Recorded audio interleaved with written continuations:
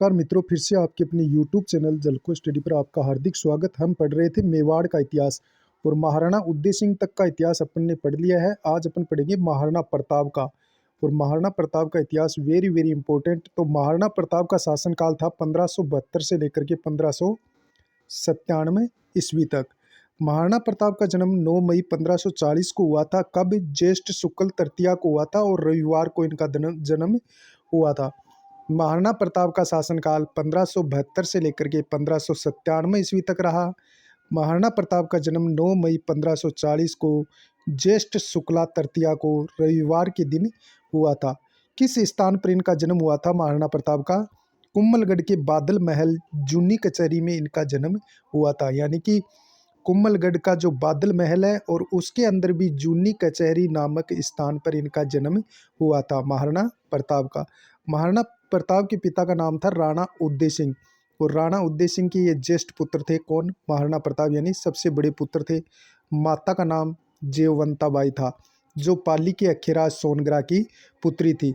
बचपन का नाम महाराणा प्रताप का किक्का था और भीलों के बच्चों को बोलते हैं किक्का। यानी कि बचपन का नाम महाराणा प्रताप का क्या था? किक्का। और महाराणा प्रताप की सेना भी भील सेना थी, तो भीलों के बच्चों को भी क्या बोलते हैं? किक्का। इसलिए महाराणा प्रताप का बचपन का नाम क्या था? किक्का। महाराणा प्रताप का विवाह 17 वर्ष की उम्र में राम रख पंवार की पुत्री अजबदे पंवार के साथ हुआ था। किसके साथ हुआ था? अजबदे पंवार के साथ हुआ था। फिर से देखो महाराणा प्रताप के बारे में। महाराणा प्रताप का शासनकाल 1572 से लेकर 1597 ईस्वी तक था।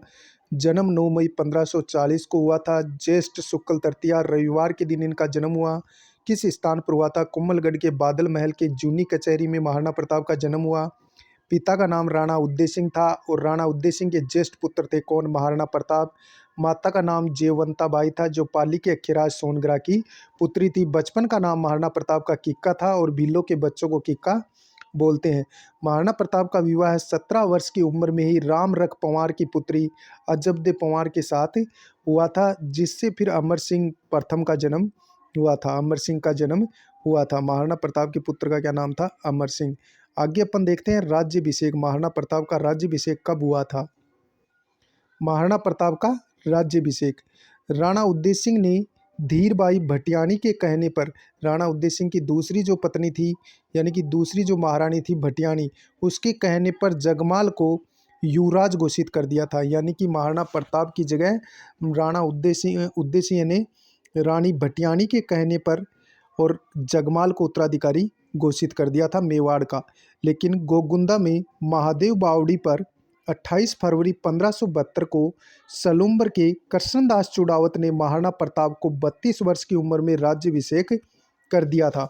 और महाराणा प्रताप का राज्याभिषेक कहाँ हुआ था? गोगुंदा में महादेव बावड़ी पर 28 फरवरी 1572 को सलूम्बर के कृष्णदास चुड़ावत ने महाराणा प्रताप का 32 वर्ष की उम्र में 32 वर्ष की आयु में राज्याभिषेक कर दिया। तो मेवाड़ के महाराणा कौन बन गए? महाराणा प्रताप। जगमाल नाराज होकर के अकबर के पास चला गया था। जब राज सिंहासन महाराणा प्रताप को दे दिया गया तो जगमाल नाराज होकर के कहाँ चला गया था? अकबर के पास चला गया था। अकबर ने जगमाल को जहाजपुर की जागीर प्रदान की थी। अकबर ने यानी कि जहाजपुर की जागीर प्रदान की थी। किसको? जो जगमाल था उसको जहाजपुर की जागीर प्रदान की। राणा प्रताप का विधिवत राज्याभिषेक कुम्भलगढ़ दुर्ग में हुआ था। अकबर के 4 शिष्टमंडल, अकबर ने 4 शिष्टमंडल भेजे थे। यानी कि जो जगमाल था वो फिर अकबर के दरबार में चला गया था, तो अकबर ने जहाजपुर की जागीर प्रदान की। राणा प्रताप का विधिवत जो राज्याभिषेक हुआ था वो कुम्भलगढ़ दुर्ग में हुआ था और इससे पहले कहाँ हुआ था? गोगुंदा में। अकबर ने 4 शिष्टमंडल भेजे थे महाराणा प्रताप को अधीनता स्वीकार करने के लिए। उद्देश्य क्या था? प्रताप से अकबर की अधीनता स्वीकार कराना। पहला भेजा था जलाल खां को सितंबर 1572 में, फिर भेजा था मिर्जा राजा मान सिंह को जून 1573 में। इसको आप याद भी रख सकते हैं जमा बाटो के नाम से। तो जलाल खां सितंबर 1572 में आया था। फिर मान सिंह जो कि जून 1573 को आया था। राणा प्रताप ने मानसिंह के लिए उद्देसागर झील पर भोज का आयोजन करवाया। फिर बाद में क्या होता है कि महाराणा प्रताप ने, यानी कि पहले ये शिष्टमंडल देखो, शिष्टमंडल पहले आया था जलाल खां 1572 में आया था, सितंबर 1572 में। फिर आया था मिर्जा राजा मानसिंह, मानसिंह आया था जून 1573 को। राणा प्रताप ने मानसिंह के लिए उद्देसागर झील पर भोज का आयोजन करवाया, लेकिन राणा प्रताप स्वयं न जाकर अपने बेटे अमर सिंह को मानसिंह के पास भेजते हैं। फिर मानसिंह नाराज हो जाता है और भगवान दास कछुआ फिर आया था, भगवान दास ये आया था अक्टूबर 1573 को। फिर आया था टोडरमल दिसंबर 1573 को। इस प्रकार ये 4 शिष्टमंडल अकबर ने भेजे थे दीनता स्वीकार करने के लिए महाराणा प्रताप के पास। पहले आया जलाल खां सितंबर 1573 को, फिर मानसिंह जून 1573 को, फिर भगवान दास कछुआ यह आया था, भगवान दास आया था अक्टूबर 1573 को, और टोडरमल आया था दिसंबर 1573 को। फिर अपन बात करते हैं हल्दी घाटी का युद्ध। हल्दी घाटी का युद्ध, हल्दी घाटी राजसमंद में स्थित है। 18 जून 1576 को हल्दी घाटी का युद्ध हुआ था। गोपीनाथ शर्मा इस युद्ध की तारीख मानते हैं 21 जून 1576 मानते हैं। गोपीनाथ शर्मा इसकी तारीख मानते हैं, हल्दी घाटी युद्ध की तारीख गोपीनाथ शर्मा मानते हैं 21 जून 1576। रकत तलाई भी कहते हैं हल्दी घाटी को, क्या कहते हैं, रकत तलाई भी कहते हैं। खमनोर राजसमंद में बनास नदी के किनारे अकबर व महाराणा प्रताप के मध्य युद्ध हुआ था। ये कहाँ हुआ था? खमनोर राजसमंद में बनास नदी के किनारे अकबर व महाराणा प्रताप के मध्य ये युद्ध हुआ था। खमनोर राजसमंद में बनास नदी के किनारे अकबर और महाराणा प्रताप के मध्य ये युद्ध हुआ था। अकबर की 80,000 की सेना मोलेला में रुकी। अकबर का सेनापति मिर्जा राजा मानसिंह था। अकबर की सेना का नेतृत्व कौन कर रहा था? मिर्जा राजा मानसिंह। अकबर के पास 80,000 की सेना थी और अकबर की सेना कहाँ रुकी थी? मोलेला राजसमंद में रुकी थी। अकबर की का जो सेनापति था वो मिर्जा राजा मानसिंह था। फिर से देखो, हल्दी घाटी राजसमंद का युद्ध, हल्दी घाटी का युद्ध कब हुआ? 18 जून 1576 को हुआ था। लेकिन गोपीनाथ शर्मा मानते हैं कि ये जो युद्ध हुआ था हल्दी घाटी का युद्ध, ये 21 जून 1576 को हुआ था। हल्दी घाटी को रकत तलाई भी कहते हैं। खमनोर राजसमंद में बनास नदी के किनारे अकबर व महाराणा प्रताप के मध्य ये युद्ध हुआ था। अकबर की 80,000 की सेना थी जो मोलेला राजसमंद में रुकी थी। अकबर का जो सेनापति था, जो सेना का नेतृत्व कर रहा था, वो मिर्जा राजा मानसिंह कर रहा था। महाराणा प्रताप के पास मात्र 20,000 सैनिक थे। महाराणा प्रताप के पास कितने सैनिक थे? महाराणा प्रताप की सेना 20,000 की सेना थी। लोसिंग में रुकी थी। महाराणा प्रताप की सेना कहाँ रुकी थी? लोसिंग में, जबकि अकबर की सेना मोलेला राजसमंद में रुकी थी। महाराणा प्रताप की 20,000 की सेना लोसिंग में रुकी थी। कहाँ रुकी थी? लोसिंग में रुकी थी। महाराणा प्रताप का सेनापति हकीम खां सुर था। हकीम खां सुर था। महाराणा प्रताप का सेनापति कौन था? हकीम खां सुर था। जबकि अकबर का सेनापति कौन था? मिर्जा राजा मानसिंह था। महाराणा प्रताप की 20,000 की सेना थी। अकबर की सेना वहीं 80,000 की थी। अकबर की सेना मोलेला राजसमंद में रुकी थी, जबकि प्रताप की सेना लोसिंग में रुकी थी। महाराणा प्रताप का सेनापति हकीम खां सुर था। अकबर की सेना में हरावल का नेतृत्व जगन्नाथ कछुआ ने किया था। अकबर की सेना में हरावल का नेतृत्व यानी आगे वाले भाग का नेतृत्व किसने किया था? जगन्नाथ कछुआ ने किया था। अकबर की सेना का जनरल कौन था? आसफ खां था। अकबर की सेना का जनरल कौन था? आसफ खां था। और कमांडर पूछा जाए तो कौन था? मिर्जा राजा मानसिंह था, जो नेतृत्व कर रहा था। अन्य सहयोगी सैयद हाकिम, गाजी खां और मेहतर खां थे। महाराणा प्रताप की सेना में हरावल का नेतृत्व यानी कि जो कर रहे थे उनके बारे में भी अपन चर्चा करेंगे। एक बार फिर से देखो, महाराणा प्रताप की सेना 20,000 की थी, जबकि अकबर की सेना 80,000 थी। महाराणा प्रताप की सेना लोसिंग में रुकी थी, जबकि अकबर की सेना कहाँ रुकी थी? मोलेला राजसमंद में। महाराणा प्रताप का सेनापति हकीम का सुर था। अकबर की सेना में हरावल का नेतृत्व जगन्नाथ कछुआ ने किया था। अकबर की सेना का जनरल कौन था? आसफ खां था। कौन था? आसफ खां था। कमांडर मिर्जा राजा मानसिंह था। अकबर की सेना में हरावल का नेतृत्व किसने किया था? जगन्नाथ कछुआ ने किया था। अकबर की सेना का जनरल कौन था? आसफ खां था। और कमांडर कौन था? मिर्जा राजा मानसिंह था। अन्य सहयोगी कौन थे? सैयद आसिम था, गाजी खां था और मेहतर खां था। ये अकबर की सेना की थी। अब महाराणा प्रताप, महाराणा प्रताप की सेना में हरावल का नेतृत्व अखीम का सूरी ने किया और राम सिंह तंवर ने किया। जो राम शाह था वो ग्वालियर के राजा थे, इन्होंने महाराणा प्रताप की सेना का नेतृत्व किया। सलुम्बर के कृष्णदास चुड़ावत थे, सादड़ी के झाला विद्या थे और ढोलन में महाराणा प्रताप थे। ढोलन में महाराणा प्रताप थे मुख्य भाग में। चंदावल का नेतृत्व किसने किया था? चंदावल सेना में राणा पुंजा था। चंदावल होता है पीछे का भाग, जिसमें राणा पुंजा था जो भील सेना का कमांडर था। पुरोहित गोपीनाथ था, जयमल मेहता था और चारण जैसा, ये चंदावल भाग में थे। हरावल भाग में कौन थे? अखीम खां सूरी था, राम शाह था और सलुम्बर के कृष्णदास चुड़ावत थे और सादड़ी के झाला विद्या थे। ढोलन में महाराणा प्रताप था। अब चंदावल में देखो, यानी सेना का पीछे का भाग, राणा पुंजा था तो भील सेना का कमांडर था। पुरोहित गोपीनाथ था, जयमल मेहता और चारण जैसा थे। महाराणा प्रताप के अन्य सेनानायक कौन कौन थे? महाराणा प्रताप के अन्य सेनानायक भामाशाह ताराचंद, झाला मानसिंह, सोनग्रा मानसिंह, रामदास बदनौर, ये महाराणा प्रताप के अन्य सेनानायक थे। भामाशाह ताराचंद, झाला मानसिंह, सोनग्रा मानसिंह और रामदास बदनौर, ये अन्य सेनानायक थे महाराणा प्रताप की सेना में। पहला वार मेवाड़ सेना ने इतना खतरनाक किया कि मुगल सेना भाग खड़ी हुई थी, लेकिन मिहत्तर खां ने क्या किया था? अफवाह फैला दी कि बादशाह अकबर स्वयं सेना लेकर के आ रहे हैं।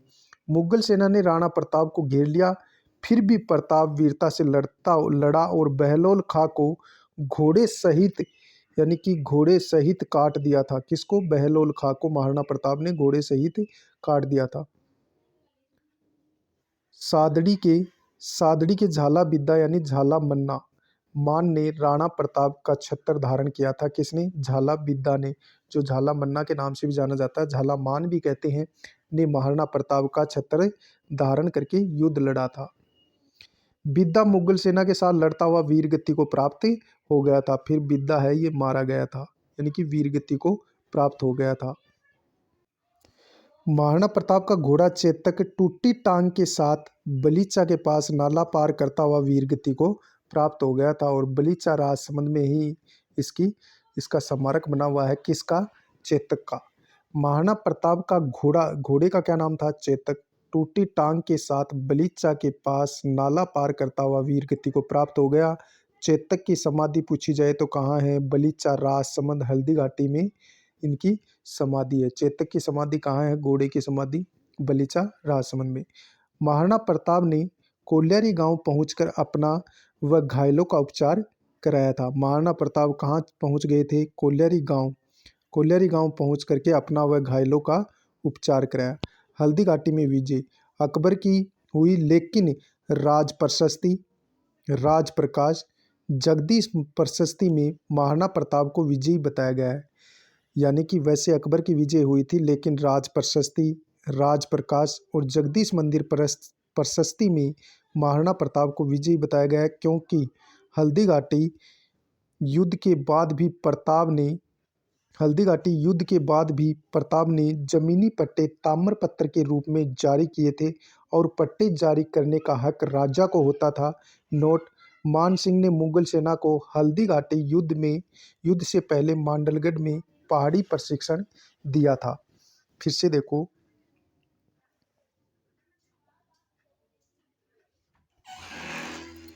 युद्ध के बाद भी प्रताप ने जमीनी पट्टे ताम्रपत्र के रूप में जारी किए थे और पट्टे जारी करने का हक राजा को होता था।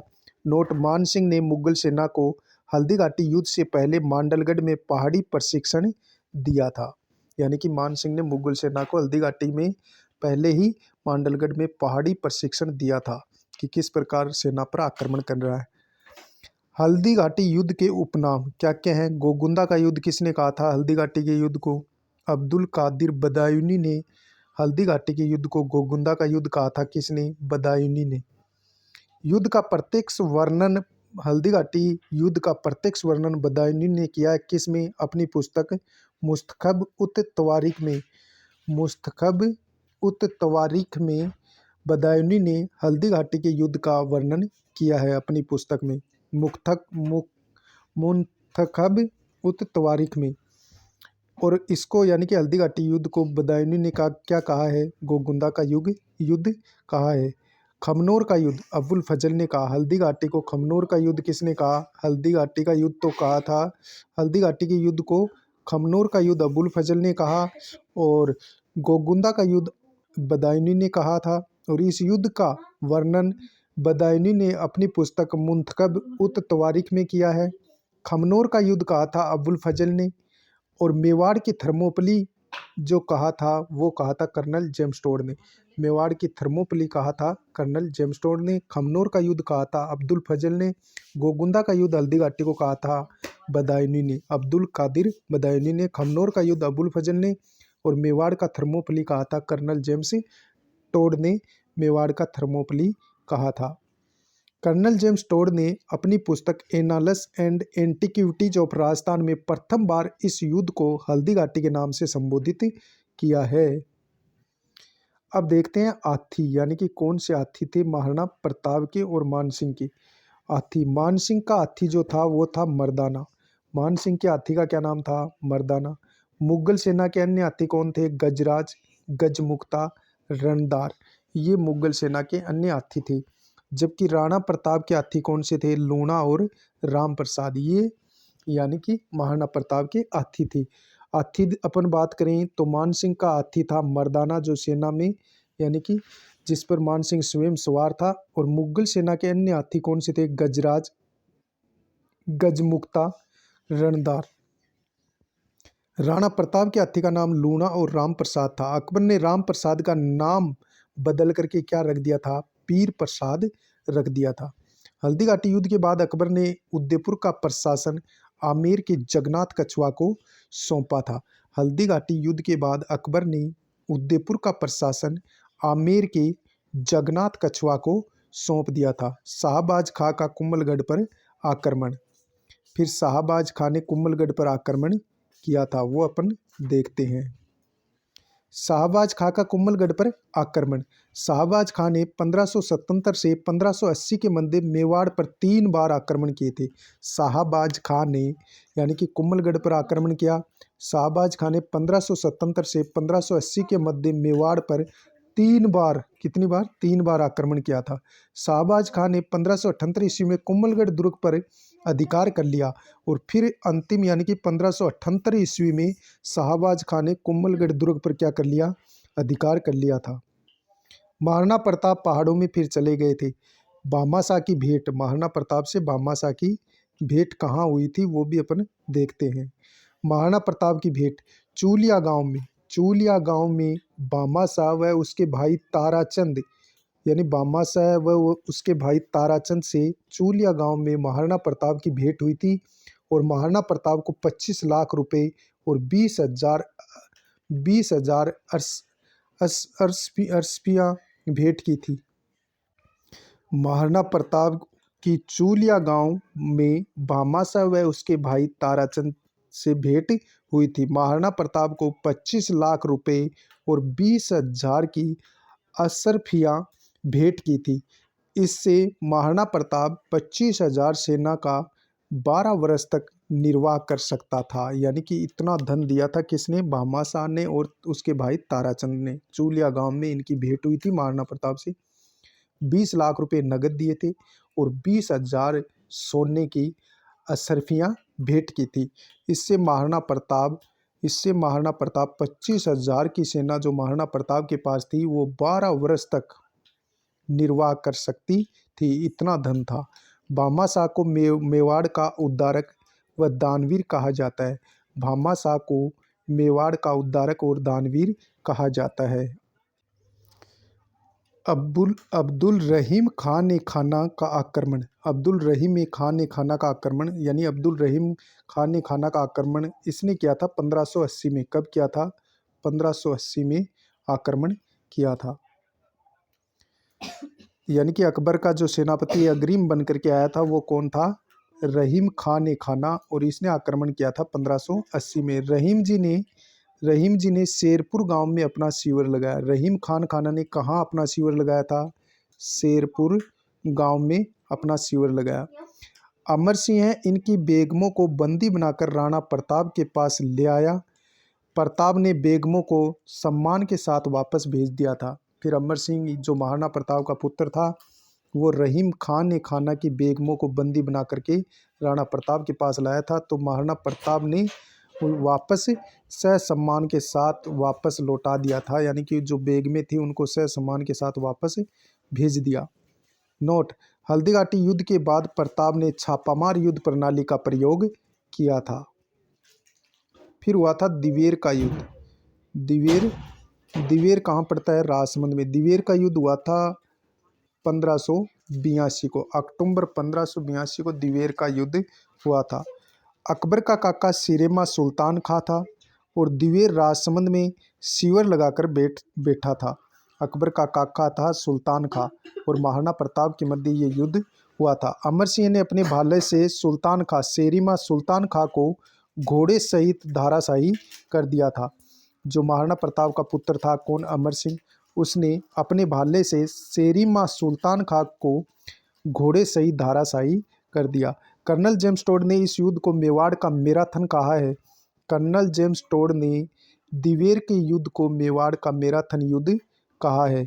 फिर जगन्नाथ कछुआ का आक्रमण होता है 1584 में। फिर से देखो, दिवेर का युद्ध हुआ था अक्टूबर 1582 को। किस किस के मध्य हुआ था? अकबर का काका था सेरिमा सुल्तान खां और महाराणा प्रताप के मध्य हुआ था। और जो ये युद्ध हुआ था दिवेर कहाँ स्थित है? राजसमंद में। और यहीं पर यानी कि जो सुल्तान खां था, इसने, जो अकबर का काका था, इसने यहाँ सेना लगा करके ये बैठा हुआ था। जो महाराणा प्रताप का पुत्र था अमर सिंह ने अपने भाले से सेरिमा सुल्तान खां के घोड़े सहित धाराशाही कर दिया।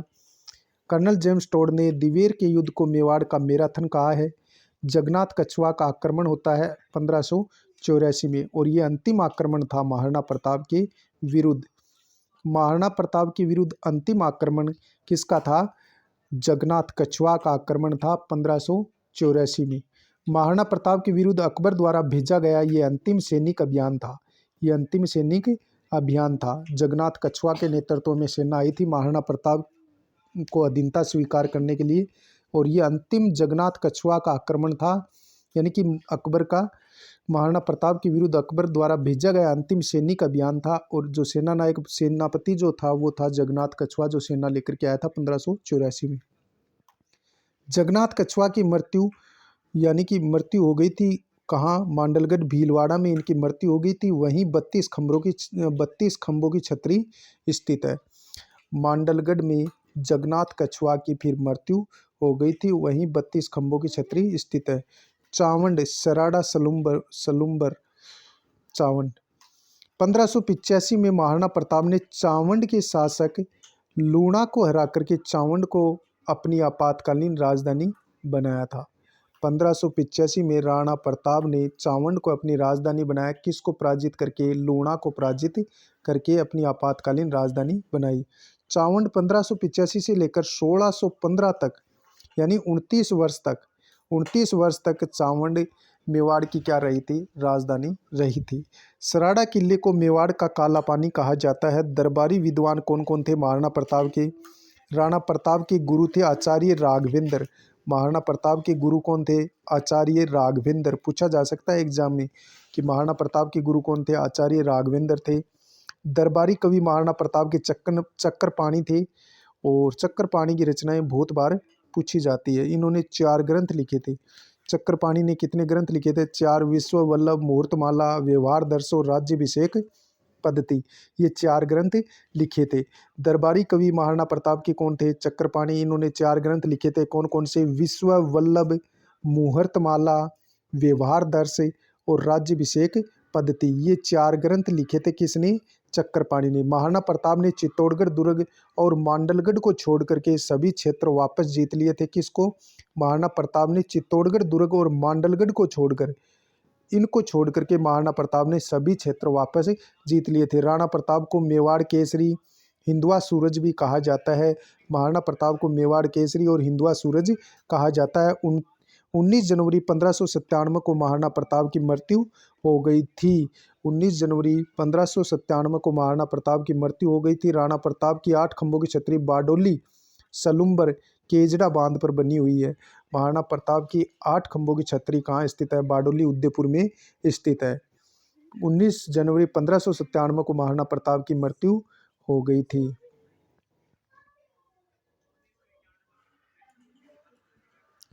राणा प्रताप की मृत्यु पर अकबर भी दुखी हुआ था और दूरशाह आडा ने मुगल दरबार में दोहा सुनाया था, गहलोत राणा जीत गयो, दसन मूंद रसना डसी, नीलास मूक भरिया नयन, तो मृत साहा प्रताप सी।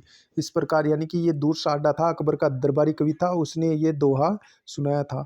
दूरशाह आडा ने राणा प्रताप की शौर्य गाथा पर विरुद्ध छत्री की रचना की थी। जो कवि दूरशाह आडा था उसने महाराणा प्रताप की शौर्य गाथा पर विरुद्ध छत्री की रचना, विरुद्ध छत्री इसकी प्रसिद्ध रचना है किसकी? दूरशाह आडा की रचना की। कन्हैयालाल सेठिया ने पाथल महाराणा प्रताप को, कन्हैयालाल सेठिया ने पाथल महाराणा प्रताप को और पिथल पृथ्वीराज राठौड़ की रचना की। यानी कि कन्हैयालाल सेठिया ने, दूरशाह आडा जो अकबर का दरबारी कवि था उसने राणा प्रताप की शौर्य गाथा पर विरुद्ध छत्री की रचना की। विरुद्ध छत्री पुस्तक है उसकी रचना की थी। कन्हैयालाल सेठिया ने पाथल महाराणा प्रताप को कहा और पिथल कहा था, पृथ्वीराज राठौड़ को कहा था। अब अपन पढ़ेंगे महाराणा अमर सिंह, जो महाराणा प्रताप के पुत्र थे। महाराणा अमर सिंह प्रथम, इनका शासनकाल था 1597 से लेकर 1620 ईस्वी तक। अकबर के बाद जहांगीर ने शासक बनने के बाद अपने बेटे खुर्रम यानी शाहजहां को मेवाड़ अभियान के लिए भेजा था। मेवाड़ सामंतों ने अमर सिंह के बेटे करण सिंह को मेवाड़ प्रजा की रक्षा के लिए अधीनता स्वीकार करने हेतु दबाव डाला था। और अमर सिंह का बेटा कौन था? करण सिंह। करण सिंह भी अधीनता स्वीकार नहीं करना चाहता था, लेकिन फिर भी यानी कि जो यहाँ के जो मेवाड़ के जो सामंत थे उन्होंने दबाव डाला करण सिंह पर कि मुगलों की अधीनता स्वीकार करें। तो फिर करण सिंह ने शाहजहां की यानी कि जहांगीर ने शाहजहां को भेजा था और शाहजहां की अधीनता, जहांगीर की अधीनता स्वीकार कर ली थी। मुगल मेवाड़ संधि, मुगल मेवाड़ संधि कब हुई थी? बहुत बार पूछी गई है। 5 फरवरी 1615 को हुई थी। किस किस के मध्य हुई थी? यानी अमर सिंह और जहांगीर करण सिंह और जहांगीर के मध्य हुई थी। मुगल बादशाह जहांगीर व अमर सिंह के मध्य ये संधि हुई थी। ये हुई थी संधि किसके मध्य? मुगल बादशाह जहांगीर और अमर सिंह के मध्य हुई थी। फिर से देखो, महाराणा अमर सिंह प्रथम 1597 से लेकर 1620 ईस्वी तक कार्यकाल रहा, शासनकाल रहा। अकबर के बाद जहांगीर ने शासक बनने के बाद अपने बेटे खुर्रम शाहजहां को मेवाड़ अभियान के लिए भेजा था। मेवाड़ सामंतों ने अमर सिंह के बेटे करण सिंह को मेवाड़ प्रजा की रक्षा के लिए अधीनता स्वीकार करने हेतु दबाव डाला। फिर मुगल मेवाड़ संधि हुई थी कब? 5 फरवरी 1615 को। किस किस के मध्य? मुगल बादशाह जहांगीर और अमर सिंह के मध्य ये संधि हुई थी। और संधि की शर्त क्या थी वो भी अपन देख लेते हैं। संधि की शर्त ये रही, क्या रही थी? महाराणा मुगलों के साथ वैवाहिक संबंध नहीं बनाएगा। जो महाराणा है वो मुगलों के साथ वैवाहिक संबंध नहीं बनाएगा और मेवाड़ महाराणा मुगल दरबार में नहीं जाएगा। मेवाड़ का जो महाराणा है वो मुगल दरबार में नहीं जाएगा बल्कि युवराज जाएगा, यानी उसका पुत्र जाएगा। चित्तौड़ दुर्ग वापस दिया जाएगा लेकिन मरम्मत नहीं होगी। महाराणा अमर सिंह की छतरी कहाँ स्थित है? अहाड़ उदयपुर में स्थित है। और दुर्ग भी वापस दे दिया जाएगा लेकिन चित्तौड़गढ़ दुर्ग की मरम्मत नहीं करवा सकते। जीवाधर महाराणा अमर सिंह के दरबारी कवि थे। जीवधर जो था वो महाराणा अमर सिंह का दरबारी कवि था जिसने अमरसार ग्रंथ की रचना की थी। सर टॉमस रो ने कहा, बादशाह ने, फिर से देखो एक बार, संधि की शर्तें क्या थी? महाराणा मुगलों के साथ वैवाहिक संबंध नहीं बनाएगा, मेवाड़ महाराणा मुगल दरबार में नहीं जाएगा बल्कि युवराज जाएगा, चित्तौड़ दुर्ग वापस दिया जाएगा लेकिन मरम्मत नहीं होगी। महाराणा अमर सिंह की छतरी कहाँ स्थित है? अहाड़ उदयपुर में। जीवधर महाराणा अमर सिंह के दरबारी कवि थे जिसने अमरसार ग्रंथ की रचना की थी। सर टॉमस रो ने कहा था, सर टॉमस रो ने क्या कहा था? बादशाह ने मेवाड़ के महाराणा को समझौते से अधीन किया था, ना कि बल से। यह कथन किसने कहा था? सर टॉमस रो ने कहा था कि बादशाह ने यानी बादशाह जहांगीर ने मेवाड़ के महाराणाओं को समझौते से अधीन किया था, ना कि बल से अधीन किया था। अगले शासक बनते हैं मेवाड़ के करण सिंह। महाराणा करण सिंह का शासनकाल 1620 से लेकर 1628 ईस्वी तक रहा। मुगल दरबार में जाने वाला प्रथम मेवाड़ का युवराज कौन था? करण सिंह था। जहांगीर ने 5,000 का मनसबदारी प्रदान की थी, किसको? करण सिंह को। यानी जहांगीर ने 5,000 का मनसबदार बनाया था, किसको? करण सिंह को। पिछोला झील में जगमंदिर का निर्माण कार्य शुरू करवाया, इसको पूरा जगत सिंह प्रथम ने करवाया था। 1620 में महाराणा करण सिंह ने उदयपुर में पिछोला झील के पास जगमंदिर का निर्माण करवाया, और इसी जगमंदिर को पूरा किसने किया था? जगत सिंह प्रथम ने पूर्ण किया था। खुर्रम शाहजहां ने 1622 ईस्वी में अपने पिता जहांगीर के खिलाफ विद्रोह किया, तब करण सिंह ने जगमंदिर में शरण ली थी। यानी खुर्रम शाहजहां ने 1622 में अपने पिता जहांगीर के खिलाफ विद्रोह किया, तो करण सिंह ने जगमंदिर में शरण दी थी, किसको? जहांगीर को। जगमंदिर महल कहाँ स्थित है? कोटा में। जबकि जगमंदिर कहाँ स्थित है? ये उदयपुर में पिछोला झील के पास स्थित है। और जगमंदिर महल पूछा जाए तो ये कोटा में है।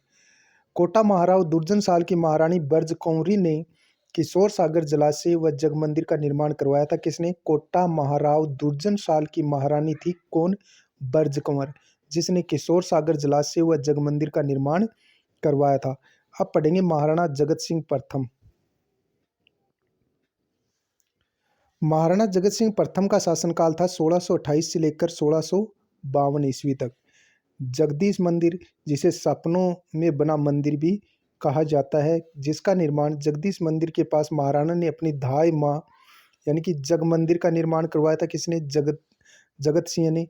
और इसे सपनों का बना मंदिर भी कहा जाता है। महाराणा जगत सिंह का शासनकाल 1628 से 1652 था। महाराणा जगत सिंह प्रथम ने जगदीश मंदिर, और जिसको सपनों से बना मंदिर भी कहते हैं, उसका निर्माण करवाया था उदयपुर में। जगदीश मंदिर के पास ही महाराणा ने अपनी धाई माँ निज्जूबाई के लिए धाई मंदिर बनवाया। चित्तौड़गढ़ दुर्ग की मरम्मत का कार्य प्रारंभ करवाया था, किसने? जगत सिंह ने। जगत सिंह ने चित्तौड़गढ़ दुर्ग की मरम्मत का कार्य प्रारंभ करवा दिया था। अब पढ़ेंगे महाराणा राज सिंह। महाराणा राज सिंह का शासनकाल था 1652 से लेकर 1680 ईस्वी तक। यानी कि महाराणा राज सिंह का कार्यकाल शासनकाल था 1652 से लेकर 1680 ईस्वी तक। चित्तौड़गढ़ दुर्ग मरम्मत कार्य में तीव्रता लाए शाहजहां ने सादुल्ला खां के नेतृत्व में सेना भेजकर कार्य को रुकवाया था। शाहजहां के पुत्रों के उत्तराधिकार युद्ध में महाराणा राज सिंह ने किसी का साथ नहीं दिया था। फिर शाहजहां के पुत्रों ने यानी कि पुत्रों में उत्तराधिकार को लेकर युद्ध हुआ था, जिसमें राज सिंह ने किसी का भी साथ नहीं दिया था। औरंगजेब ने शासक बनते ही राणा को 6,000 का मनसबदार बनाया था। औरंगजेब ने शासक बनते ही महाराजा राज सिंह को यानी कि महाराणा राज सिंह को 6,000 का क्या बनाया? मनसबदार बनाया, तथा गयासपुर, डूंगरपुर, बांसवाड़ा के परगने दिए थे। फिर से देखो, महाराणा राज सिंह का कार्यकाल 1652 से लेकर 1680 ईस्वी तक रहा। चित्तौड़गढ़ दुर्ग मरम्मत कार्य में तीव्रता लाए, और शाहजहां ने सादुल्ला खां के नेतृत्व में सेना भेजकर कार्य को रुकवाया था। शाहजहां के पुत्रों के उत्तराधिकार युद्ध में महाराणा राज सिंह ने किसी का भी साथ नहीं दिया। औरंगजेब ने शासक बनते ही राज सिंह को 6,000 का मनसबदार बनाया, और गयासपुरा, डूंगरपुर, बांसवाड़ा के परगने दिए थे। राजकुमारी चारुमती विवाह कब किया था राज सिंह ने? 1669 ईस्वी में राजकुमारी थी चारुमती, उससे विवाह किया था राज सिंह ने 1669 में। और इस चारुमती से विवाह कौन करना चाहता था? औरंगजेब करना चाहता था। किशनगढ़ के राजा मान सिंह की बहन चारुमती से औरंगजेब शादी करना चाहते थे, लेकिन चारुमती से महाराणा राज सिंह ने शादी कर ली। इससे औरंगजेब ने नाराज होकर महाराणा राज सिंह से अनेक परगने छीन लिए थे। चारुमती विवाह 1669 ईस्वी में राज सिंह ने चारुमती से विवाह किया था, जो किशनगढ़ के राजा मान सिंह की बहन थी। औरंगजेब इससे शादी करना चाहता था, लेकिन चारुमती से महाराणा राज सिंह ने शादी कर ली। इससे औरंगजेब ने नाराज होकर महाराणा राज सिंह से अनेक परगने छीन लिए। हाड़ी रानी सहल कंवर सलूम्बर के रतन सिंह चूड़ावत की पत्नी व बूंदी हाड़ी रानी सहल कंवर हाड़ी रानी सहल कंवर सलूम्बर के रतन सिंह चूड़ावत की पत्नी व बूंदी के हाड़ा सरदार संग्राम सिंह की पुत्री थी। सलूम्बर के रतन सिंह चूड़ावत की पत्नी व बूंदी के हाड़ा सरदार संग्राम सिंह की पुत्री थी। कौन? रानी सहल कंवर। रतन सिंह चूड़ावत औरंगजेब की सेना के साथ युद्ध करने के लिए जा रहा था। तब सहल कंवर ने सेनानी यानी निशानी मांगी, सहल कंवर से निशानी मांगी, तो सहल कंवर ने अपना सिर काट करके दे दिया था। किसको? रतन सिंह चूड़ावत को। मेघराज मुकुल ने सेनानी नामक कविता लिखी थी। चूड़ावत मांगी सेनानी, सिर काट दियो छतरानी। इस प्रकार ये कविता के बोल हैं। औरंगजेब ने 1669 में मंदिर तोड़ो अभियान व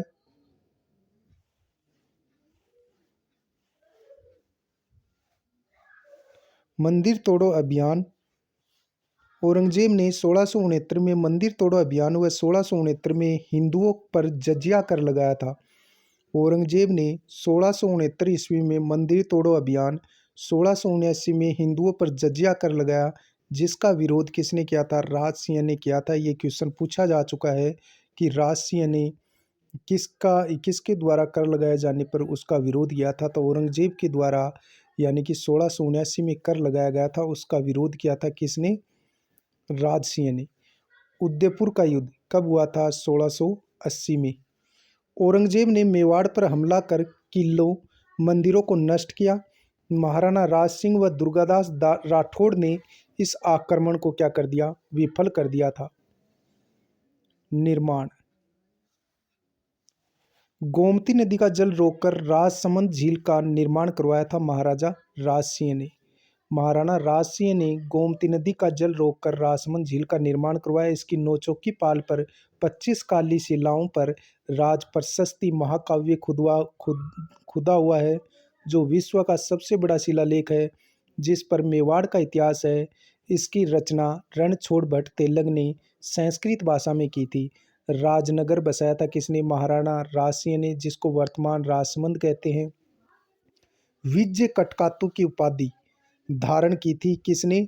यानी कि महाराणा राज सिंह ने विजय कटकातु की उपाधि धारण की सैनिक जीवन में। यानी कि जो विजय कटकातु की उपाधि किसने धारण की थी? महाराणा राज सिंह ने। महाराणा राज सिंह ने श्रीनाथ जी को सिहाड़ तथा द्वारिकाधीश को कांकरोली राजसमंद में प्रतिष्ठित करवाया। ये मंदिरों का निर्माण करवाया था किसने? महाराणा राज सिंह ने श्रीनाथ जी को सिहाड़ राजसमंद में तथा द्वारिकाधीश को कांकरोली राजसमंद में प्रतिष्ठित कराया। महाराणा जय सिंह 1680 से लेकर शासनकाल था 1698। 1681 में औरंगजेब व महाराणा जय सिंह के मध्य संधि हुई थी। महाराणा जय सिंह का शासनकाल 1680 से 1698 रहा। 1621 में औरंगजेब व महाराणा जय सिंह के मध्य संधि हुई। संधि के तहत पूर्व मंडल बदनौर जजियाकर के बदले मुगलों को सौंप दिए। जयसमंद झील का निर्माण करवाया था किसने? महाराजा जय सिंह ने। आगे अपन पढ़ते हैं महाराणा अमर सिंह द्वितीय। अमर सिंह का शासनकाल द्वितीय का जो शासनकाल था वो 1698 से लेकर 1710 ईस्वी तक था। देबारी समझौता 1708 में हुआ था। इसके तहत अपनी पुत्री चंद्र कुंवरी का विवाह सवाई जयसिंह के साथ किया था। अगले शासक बने थे महाराणा संग्राम सिंह द्वितीय 1710 से लेकर 1734 ईस्वी तक। उदयपुर में सहेलियों की बाड़ी का निर्माण करवाया और सिसारमा में वेदनाथ मंदिर भगवान शिव के मंदिर का निर्माण करवाया था। किसने? महाराणा संग्राम सिंह ने उदयपुर में सहेलियों की बाड़ी का निर्माण करवाया और इनका शासनकाल था 1710 से लेकर 1734। और सीसारम्मा में वेदनाथ मंदिर भगवान शिव को समर्पित मंदिर का निर्माण करवाया। इसके समय मेवाड़ चित्रशैली का प्रसिद्ध चित्र कलीला दमना का चित्रण हुआ।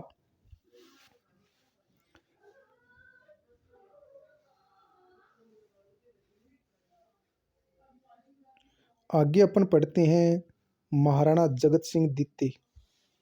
महाराणा जगत सिंह द्वितीय जिनका शासनकाल 1734 से लेकर 1751 ईस्वी था। ऊडा सम्मेलन की अध्यक्षता किसने की थी? महाराणा जगत सिंह द्वितीय ने की थी। मराठों का मेवाड़ पर सर्वप्रथम आक्रमण हुआ था किसके शासनकाल में? महाराणा जगत सिंह द्वितीय के शासनकाल में मराठों का मेवाड़ पर सर्वप्रथम आक्रमण हुआ था महाराणा जगत सिंह द्वितीय के काल में। पिछोला झील में जगनिवास महल बनवाया था किसने? महाराणा जगत सिंह द्वितीय ने। अजमेर की दरगाह के लिए 4 गांव भेंट किए थे, 4 गांव दान दिए थे किसने? महाराणा जगत सिंह द्वितीय ने। दरबारी कवि नेकराम ने जगत विलास ग्रंथ की रचना की थी। महाराणा जगत सिंह द्वितीय के दरबारी कवि थे नेकराम, जिन्होंने जगत विलास ग्रंथ की रचना की थी। आगे अपन पढ़ेंगे महाराणा भीम सिंह। महाराणा भीम सिंह कृष्णा कुमारी विवाद संपूर्ण जानकारी जयपुर इतिहास में आपको ये मिलेगी। भीम सिंह की पुत्री थी कौन? कृष्णा कुमारी। 13 जनवरी 1818 में अंग्रेजों के साथ सहायक संधि की थी महाराणा भीम सिंह ने। अगले शासक बने थे महाराणा सरदार सिंह। इसके समय भील जनजाति के उपद्रव को दबाने के लिए ईस्ट इंडिया कंपनी ने 1841 में मेवाड़ भील कोर का गठन किया था। महाराणा सरदार सिंह। इसके समय भील जनजाति के उपद्रव को दबाने के लिए ईस्ट इंडिया कंपनी से 1841 में मेवाड़ भील कोर का गठन किया था किसने? महाराणा सरदार सिंह के समय। अगले शासक बने थे कौन?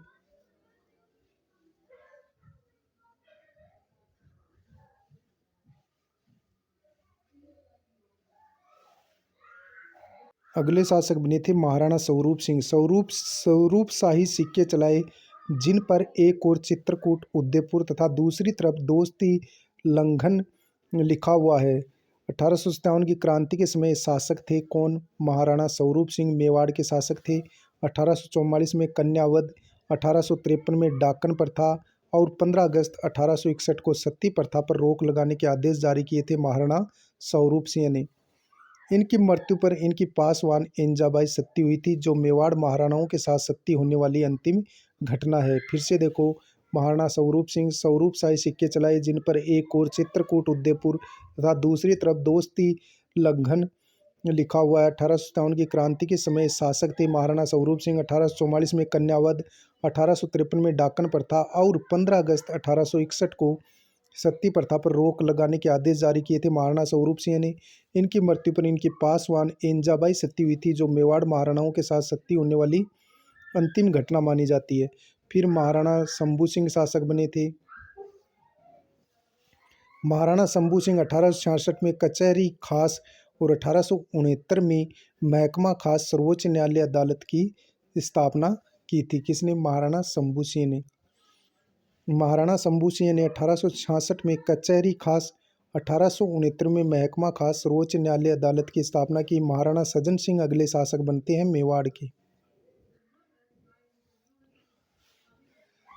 1877 ईस्वी में महाराणा ने कवि श्यामल दास की सलाह पर 15 सदस्य सभा इजलास खास का गठन किया था। कब? 1877 में 2 जुलाई 1877 को महाराणा सज्जन सिंह ने कवि श्यामल दास की सलाह पर 15 सदस्य सभा इजलास खास का गठन किया था।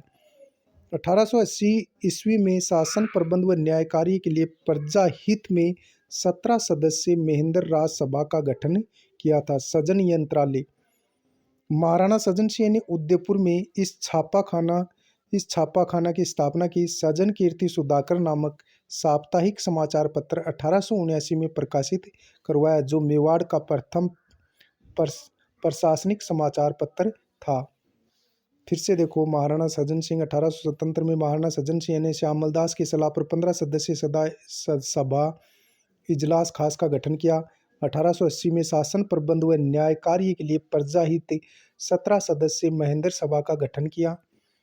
सजन यंत्रालय। महाराणा सज्जन सिंह ने उदयपुर में इस छापाखाने की स्थापना की। सजन कीर्ति सुधाकर नामक साप्ताहिक समाचार पत्र 1879 में प्रकाशित करवाया, जो मेवाड़ का प्रथम प्रशासनिक पत्र था।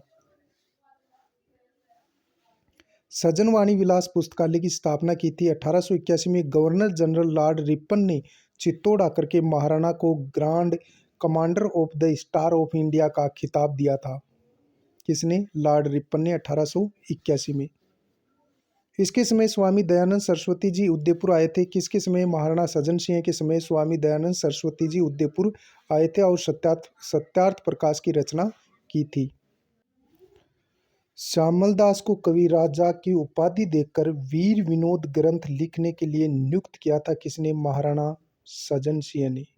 महाराणा सज्जन सिंह ने श्यामल दास को कविराज की उपाधि देकर वीर विनोद ग्रंथ लिखने के लिए नियुक्त किया था। अगले शासक बने थे महाराणा फतेह सिंह। महाराणा फतेह सिंह ब्रिटेन के राजकुमार केनोट के मेवाड़ आगमन पर देवाली के नए बांध की नींव राजकुमार के हाथों रखवाकर इसका नाम कनोट बांध रखा। बाद में इसका नाम फतेह सागर रखा गया। यानी कि कनोट बांध महाराणा फतेह सिंह के समय यानी ब्रिटेन के राजकुमार कनोट के मेवाड़ आगमन पर देवाली के नए बांध की नींव राजकुमार के हाथों रखवाकर इसका नाम कनोट बांध रखा था महाराणा फतेह सिंह ने। फिर इसका नाम फतेह सागर कर दिया था। भारत में तत्कालीन वायसराय लॉर्ड कर्जन ने सम्राट एडवर्ड सप्तम के लंदन के राजतिलक के अवसर पर 1903 ईस्वी में दिल्ली में दरबार लगाया था। तब केसरी सिंह बार्ट ने डिंगल भाषा में 13 सोरठे चेतावनी राज चुंगठिया लिख करके महाराणा को दरबार जाने से रोका था। और अंतिम शासक थे महाराणा भूपाल सिंह। मेवाड़ के अंतिम शासक थे। एकीकरण के समय राज्य के महाराज प्रमुख बनाए गए थे। गोहिलों की अन्य शाखाओं में सबसे पहले अपन पढ़ते हैं बागड़ के गोहिल। डूंगरपुर बांसवाड़ा का क्षेत्र वागड़ कहलाता है। इस क्षेत्र की राजधानी वज्रपटक यानी वर्तमान में बड़ौदा है। वागड़ डूंगरपुर के गोहिल वंश का संस्थापक सामंत सिंह था। डूंगर सिंह ने 1358 ईस्वी के लगभग डूंगरपुर नगर बसाया था और राजधानी डूंगरपुर को बनाया था। डूंगरपुर नगर का नाम भीलों के पाल डूंगरिया भील की ढाणी के नाम से भी प्रचलित है। महारावल उदय सिंह के समय वागड़ का बंटवारा डूंगरपुर व बांसवाड़ा के रूप में अपने दोनों पुत्रों ने कर दिया। डूंगरपुर का शासक पृथ्वीराज, बांसवाड़ा का प्रथम शासक महारावल जगमाल को नियुक्त किया गया। महारावल जगमाल ने बासना भील को मारकर 1530 ईस्वी के लगभग बांसवाड़ा में घुइल वंश की नींव रखी थी। प्रतापगढ़ की घुइल वंश का प्रारंभ राणा मोक्कल के दूसरे पुत्र क्षेम सिंह से हुआ था। शाहपुरा के घुइल वंश की स्थापना अमर सिंह प्रथम के पोते सुजान सिंह ने 1631 में की थी। यह था अपना घुइल वंश। मिलते हैं नेक्स्ट वीडियो में, तब तक के लिए जय हिंद जय भारत।